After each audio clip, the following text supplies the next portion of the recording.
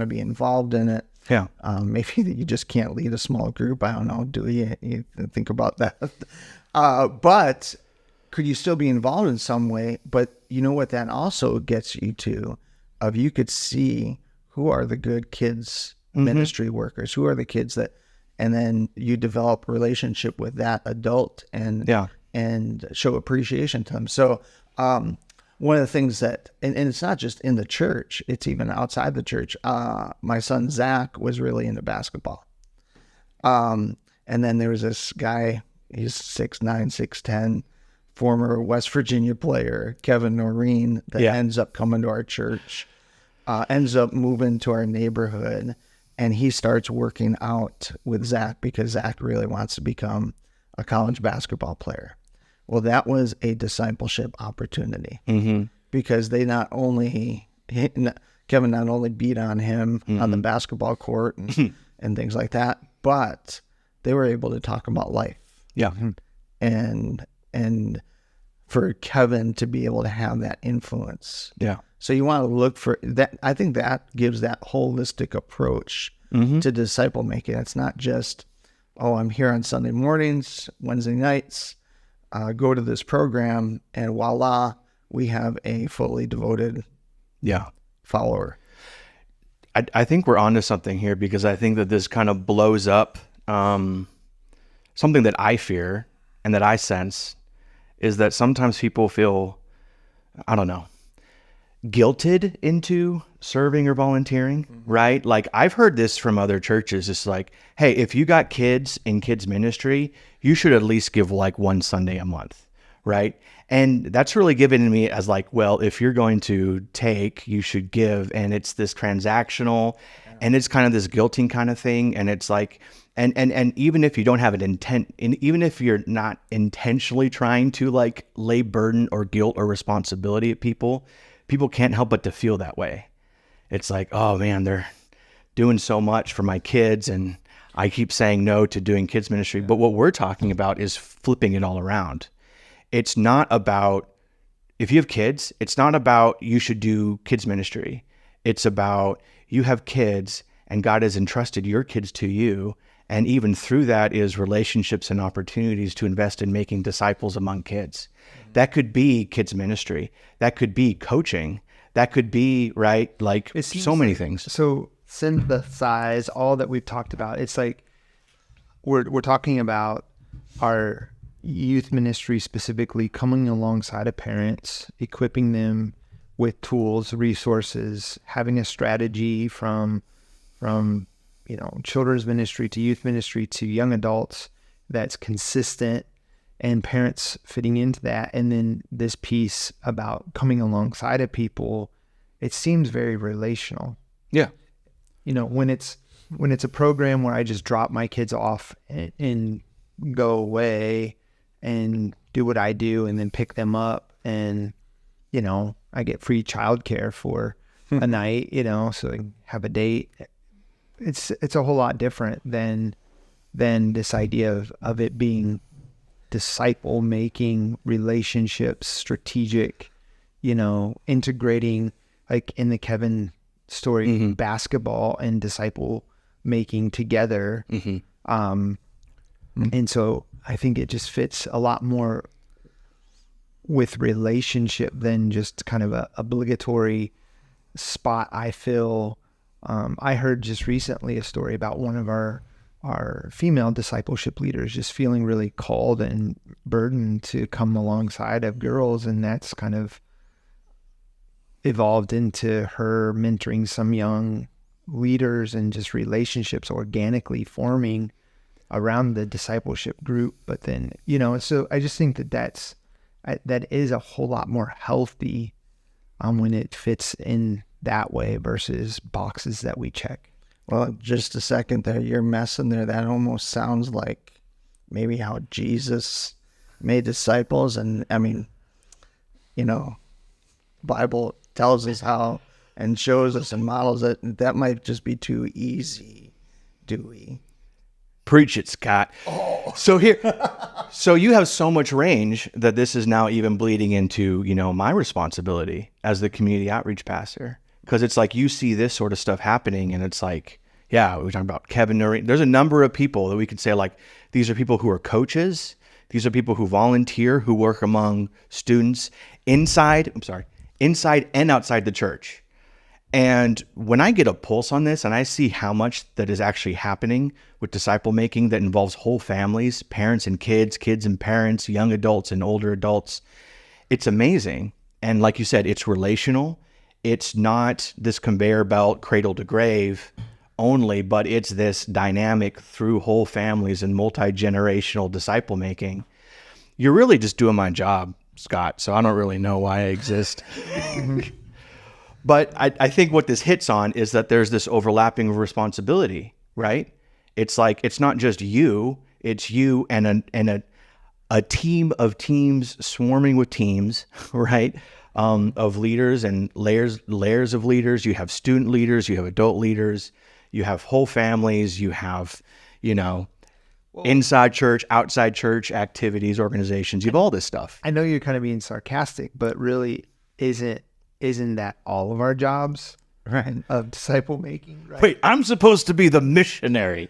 I keep You're the pastor. You can't be missionary. Yeah, no, you can't be We're missionary. going to delegate all the disciple making to Dave. That's his job. Mm. But Yeah. so when we're talking Never about saw you, Dave.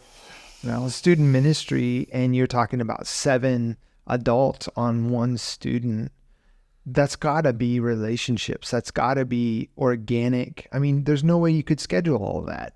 Right. I mean, how many students are involved in youth ministry here at Living Hope? I mean, generally speaking. Yeah. 50 to 60. So times that by 7. Yeah. I mean, Right. how could you schedule that?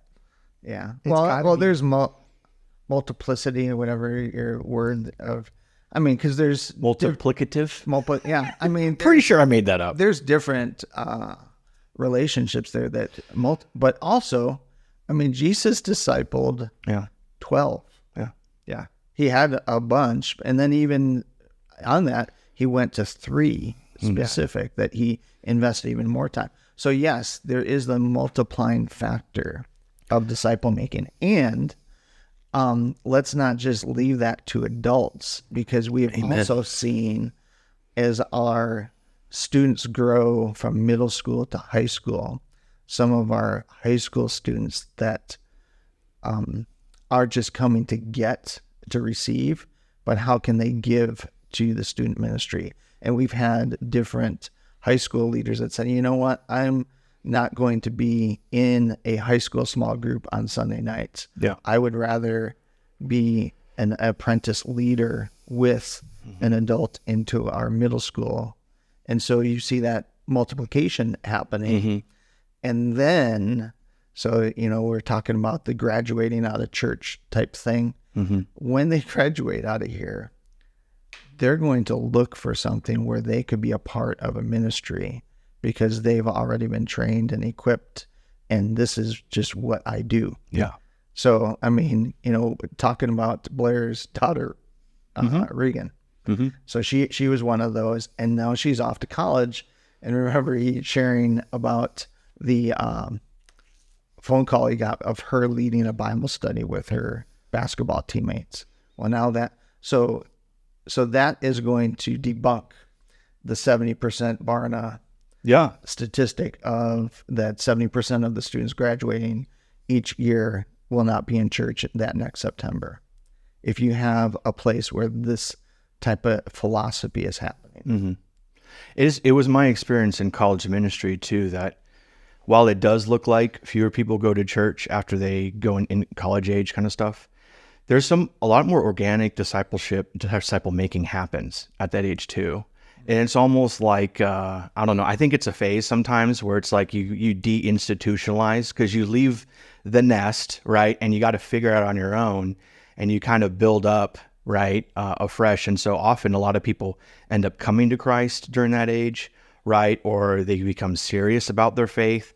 They deconstruct it in a healthy way where they build it back up and like really what it is really about being a Christian and following Jesus. And then they naturally come back to church and to fellowship and to the real deal, having been changed by the process. So it's not necessarily bad that like maybe, I mean, I think there might be a place for young people to leave, try to figure it out, get beat up, and then finally, take the requisite time to figure out for themselves, like, okay, this is what it looks like for me to obey Jesus. I think though, what you're getting at, Scott, though, is if they have some foundational Yes. pieces in place and they've witnessed like some healthy, strong influences, it's like it gives them a little bit of a light to guide their way in their searching and in their ownership of their faith, kind of independent of their parents or independent of what they were comfortable with before. Yeah, it's kind of like there's hay and there's straw and it all blows away. But if you did lay a real foundation Right.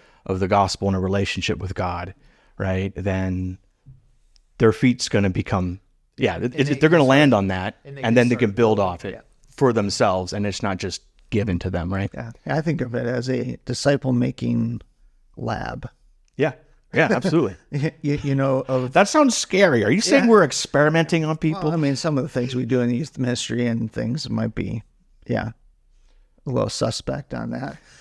But I mean, that's where you're actually taking the concepts and putting them into practice in the lab. So, you think about that in science, here's this concept or principle, and then, okay, let's go to the lab and see it at work. Where we're wanting to do that with teaching disciple making, and then giving students and kids and families opportunities to do that. I think this last summer was a pretty good snapshot of that with the Crash Sundays that we did, and some of the families that took that and teaching them prayer, care, share, what we're doing in kids and student ministry, and then putting it into practice. I just remember when we made the pizzas and delivered them, and the stories that came out of that of families going and caring and praying for people in their life. Well, they did that together as a family. Yeah. Right. And so now they're like, oh, we can do that. Kind of like, when we take kids on mission trips. We go to different places and we get real bold about sharing the gospel and all that kind of stuff. And then it's like, oh, can we do that at home? Yeah. And make that Wait, I don't have to take this experience and put it on the shelf. Yeah, you don't have to go to another place, and but you've experienced it, and you're like, wow, I can actually do this. Yeah. And so I think of it like that lab type thing of working it out, so that as they grow up, they're going to be involved, through college, and we see a lot more of our college students engaging in college ministries when they go away or coming back this summer. Like, think about Blaine coming back here and an intern, and he was just soaking things up. We're preparing. Hi, Blaine. Yeah, hey Blaine. Hopefully you're watching this. But I'll send it to him. We are preparing people for kingdom work. Yeah, amen. And so, that whole family discipleship is really important.